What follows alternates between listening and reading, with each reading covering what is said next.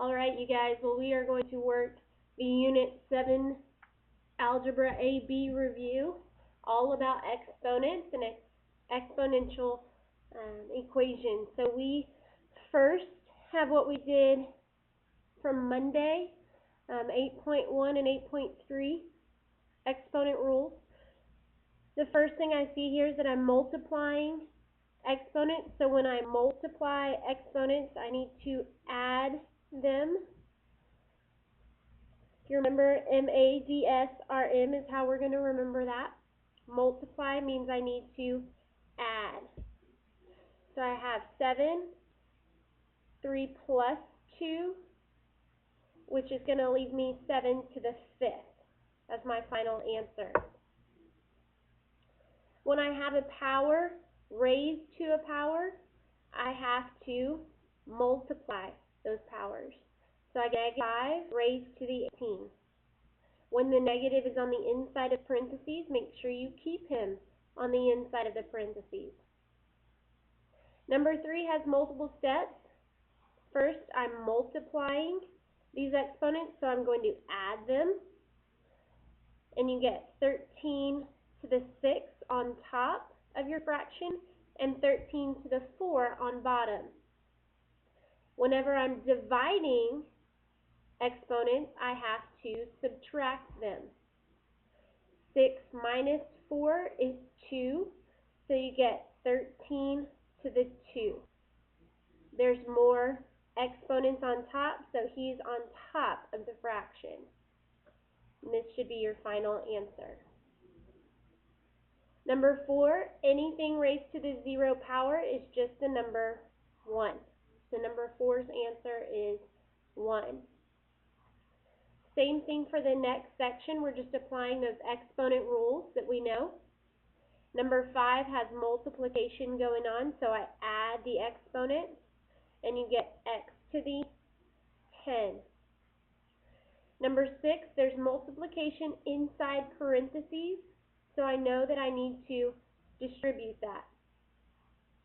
You get 4 raised to the 3, m raised to the 3, and q raised to the 3. I notice here I can simplify 4 raised to the 3, which is 64. So you get 64 m cubed, q cubed as your final answer. Number 7 has a few more steps. The first thing I need to do is distribute that power to each piece.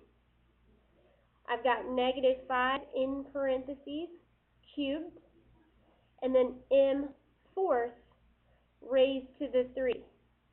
Whenever you have a power raised to a power, hopefully you're thinking, I need to multiply.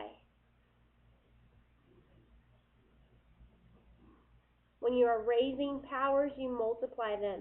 So this is going to simplify to negative 5 cubed, m to the 12. And then I still have to multiply by m squared. Notice, when you're multiplying variables with exponents, you add the exponents.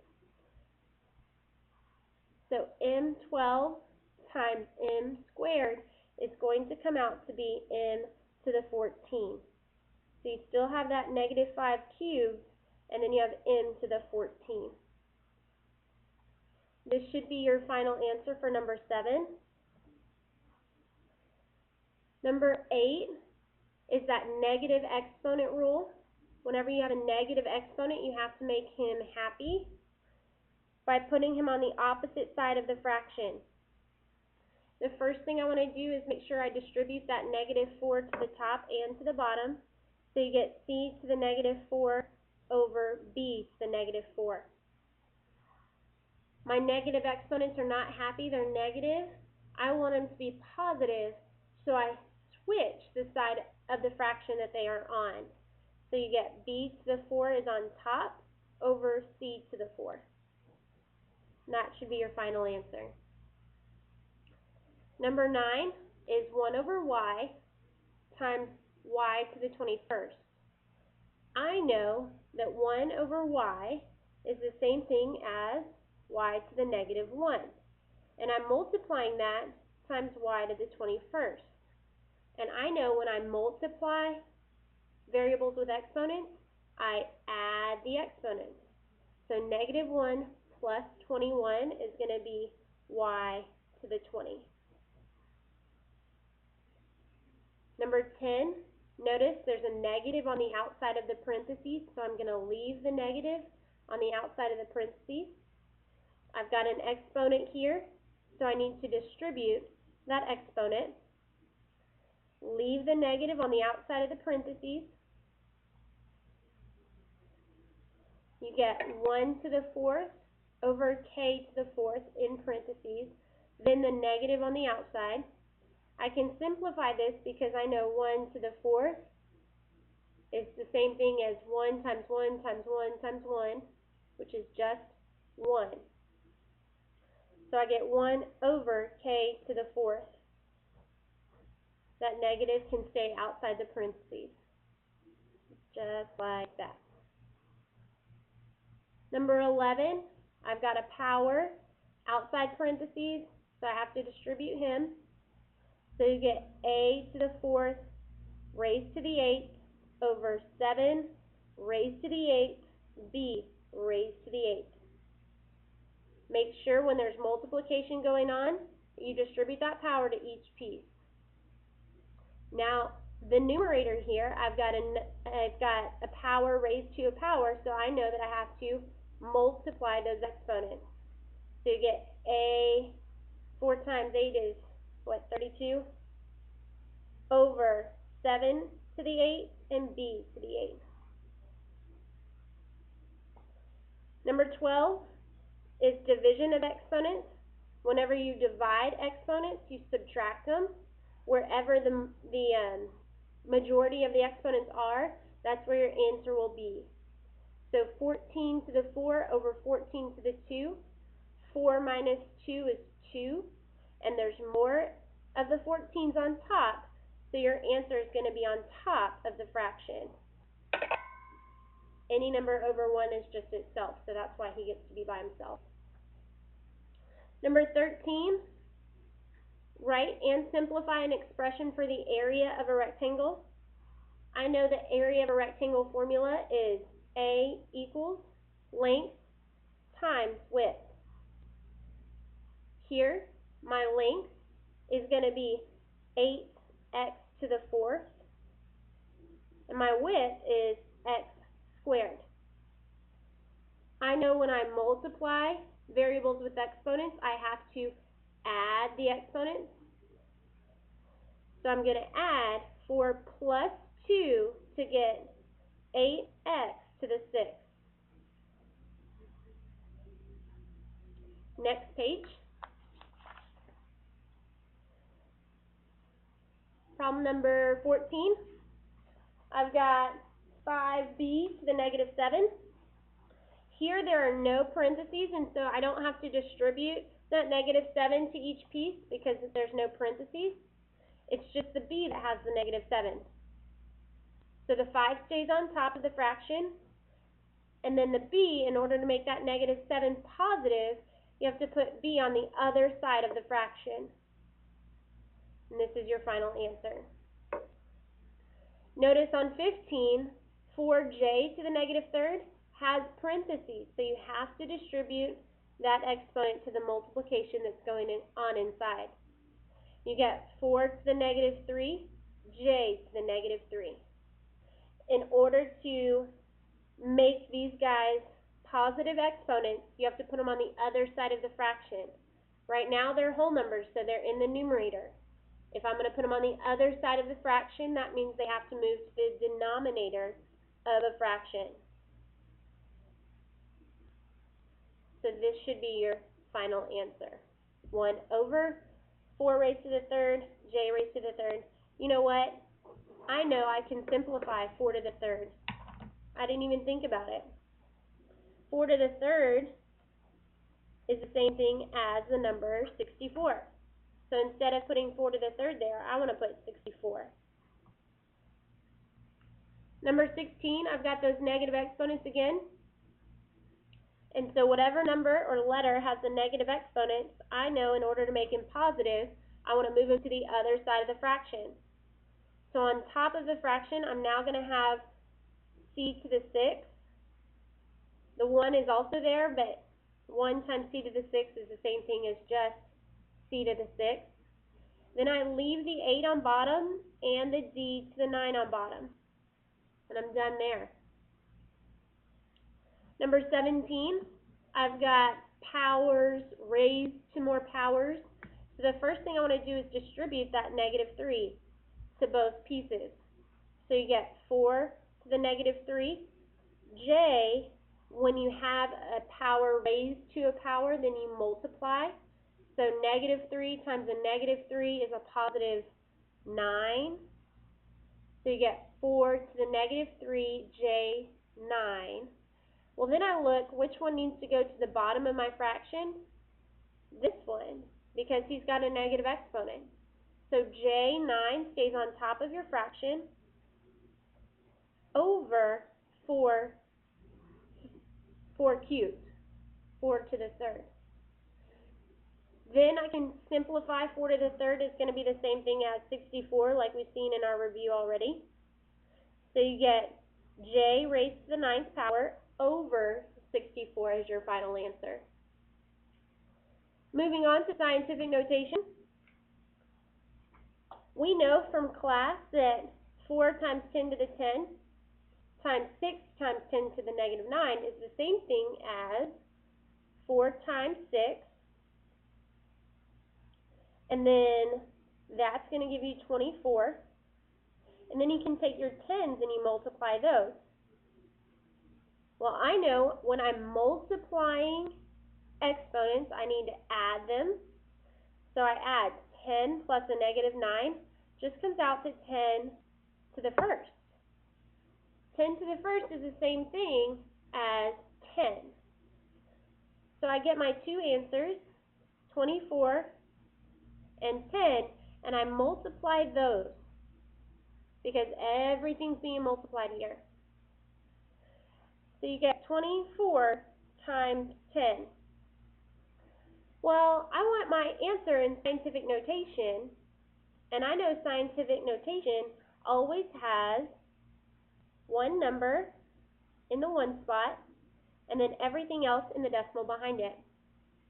So I put a decimal right there, which means I've moved the decimal from here one place left. I have to make this number bigger by multiplying it by 10 to the 1. Excuse me, 10 to the 2.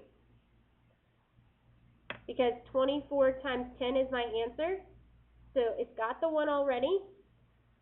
If I wanted to move another place over to make it 2.4, then I would have to multiply it times 10 squared. So my final answer is 240 as a whole number, but if I wanted to write that in scientific notation, I have to move that decimal 2 places over. So it's 2.4 times 10 squared. Same thing with division. I can actually divide 9.6 divided by 3.2 first. And 9.6 divided by 3.2 is 3. Then I can divide 10 to the 11th power over 10 to the -3.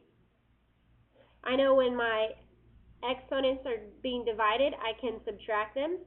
So 11 minus a -3 is going to be 10 to the 14.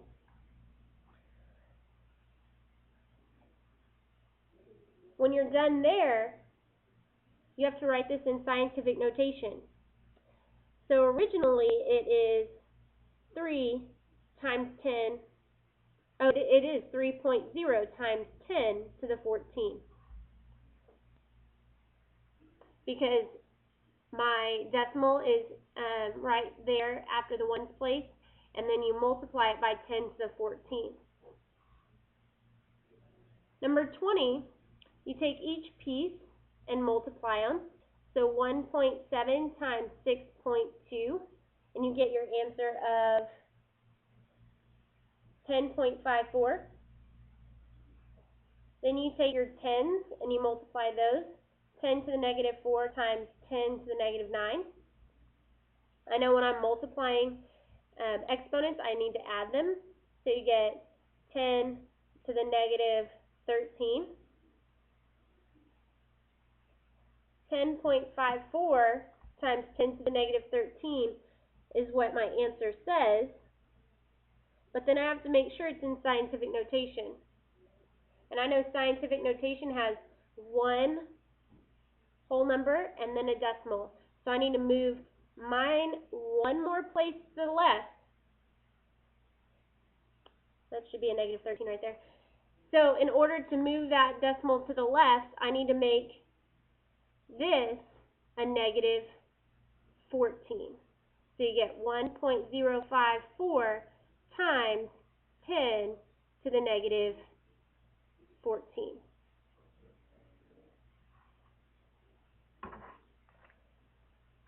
Now we're doing that same thing, we're just not multiplying the scientific notation. We are going to convert it into standard form and then scientific notation to standard and then standard to scientific notation. So here we've got 5.208 times 10 to the 6th. Whenever you're multiplying times 10 to a large number, then you want to make your number bigger. My exponents are positive, so I need to make my number larger. So I move my decimal 6 places to the right. 1, 2, 3, 4, 5, 6. So I know I need to add 3 more zeros. So 5, 2, 0, 8, and then 3 more zeros. I can test it by taking this and seeing if I move it back 6 places. 1, 2, 3, 4, 5, 6. That would end up right there, and that would put me back in scientific notation. Make sure you have your your commas in each place. 1, 2, 3, comma, 1, 2, 3, commas. So this is your answer in standard form. 5.4289 times 10 to the negative 3. Well, that negative tells me I need to make my answer smaller. So from here, if I wanted to make 5.42 smaller, then I need to move my decimal to the left. It's going to give me a really, really small number. So I want to move it to the left 3 places. 1, 2, 3. That means I need to have 1, 2 zeros after the decimal. And that is your answer in standard form. If you want to write a decimal that's in standard form in scientific notation, then you take the decimal and you want to move it to where there's just one figure in the ones place. So my goal is to move that decimal right here. So in order to make that decimal get there, I have to move it 1, 2, 3 places. So I write my answer as 9.87 because that's where I want my decimal. Then I multiply it, and notice my answer is going to be really small. So I need to make my scientific notation with a negative exponent because the number that I am making is really small. Notice the next number I'm going to make is really large. So when I multiply by 10 to the something, I want to multiply by a positive exponent. I want my decimal to have the 5 in the ones place. So I need to move it 1, 2, 3, 4, 5, 6, 7, 8 places in order to get it there. So my final answer is 5.6709 times 10 to the 8. Notice here I couldn't cut it off after 5.67 because there's another significant figure where the 9th place is. So that's my final answer. Moving on, we're going to talk about exponential functions. We know this is our equation for an exponential function. Y equals a times bx. When I'm trying to write this equation, the first thing I want to do is find a. And I know a is always where the 0 is in my table. this number is going to be my A. For the next problem, I go to where the 0 is in my table, and this number is going to be the A. So that's how I locate the A in each equation. So y equals 1 times bx. In order to satisfy my function, I need to find b. You can find b in two ways. The first way we're going to find b is we're going to look and see, how do we go from 1 to 2? How do you go from 1 to 2? Well, you can add 1 or you can multiply by 2. How do you go from 2 to 4? Well, you can add 2 or you can multiply by 2. What I have in common there is the multiplying by 2. If I take 1 and I multiply it by 2, I get 2. If I take 2 and multiply it by 2, I get 4. So the common pattern here is multiplying each piece by 2. That is one way to find the b. Y equals 1 times 2x. Another way to solve for b is to plug in this point right here, where x is 1 and y is 2. You can plug in to your equation right here, y is 2 equals, we know a is 1, times b is what we're looking for, and I know x is 1.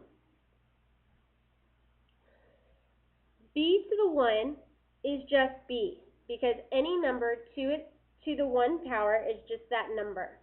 And so what you get here is 2 equals 1 times b. So if I wanted to solve for b, I would just divide by 1 to cancel this out, divide by 1 here. And you get b equals 2. That's another way you could solve for b. Either way, this is your final function. This is a typo. This should be 1/2, and this should be 1/4. Okay, let's try the next one. Notice, instead of getting larger for my y values, I'm actually going to be getting smaller. So this is how I know it's going to be a decay function. So I'm actually going to be multiplying by a fraction. How do you go from 16 to 4? Well, you divide by 4, or you could multiply by 1/4. How do you go from 4 to 1? You could divide by 4, which we know is the same thing as multiplying by 1/4. Multiply by 1/4. How do you go from 1 to 1/4? Well, you multiply it by 1/4. So that common pattern is the b. Y equals a times b to the x. Again, that's just one way to solve for b. You could also go back and plug in, just like we did up here, to solve for the b as well. Number 27, a house is purchased 15 years ago. I know that that is time. For $260,000. I know that is my initial amount. Due to inflation, the value has increased by 7% each year. Increased tells me that I am growing, so this is a growth function. 7% I know is going to be the rate at which I'm growing. Notice the first thing they want you to do is write the growth model. Y equals a times 1 plus r, all raised to the t, where a is the initial, where you start, r is the rate in a decimal, and t is the time. So all I have to do in order to write this function is plug in what I know.